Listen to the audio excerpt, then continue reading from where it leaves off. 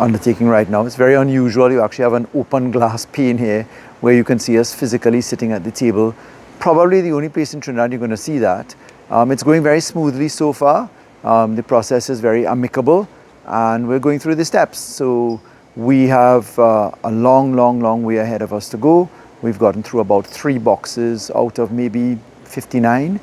There are some polling divisions that have more than 1 box. So we have some work ahead of us to do.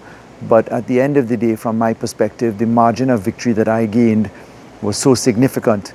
I cannot at all possibly see the sense in doing this exercise. However, as one that supports the law, it must be one that is conducted. It was lawfully made, and therefore I have no complaint in that regard. And with regard to them having complaints about the Gulfview Center and the long lines? Well, again, the UNC is very selective in their complaints. In 2015, they made a complaint that the rain invalidated 5 seats only, and they challenged the election petition process in just the 5 marginals that the PNM won. Apparently, the rain didn't affect the election process in Siparia or Pinal or Naparima. So this is again a very selective form of UNCism, if I can call it that. This is Mrs. Prasad Bisesa fighting for her life.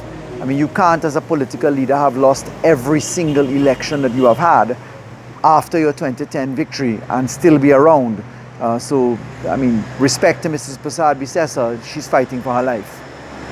They said today, without election observers, it really is part of the reason that they're doing all of this. I think that that's pure hogwash.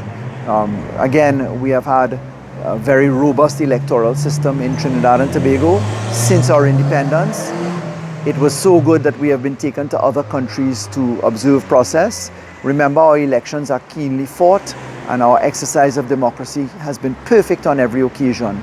If you look at the number of scrutineers, the number of polling clerks, presiding officers, roving officers, and the media in general with exit polls being performed, I think that that's just a lot of UNC nonsense in this process. This is Mrs. Prasad Bisesa trying to buy time to figure out how she's going to stay alive in the UNC. Politically, of course.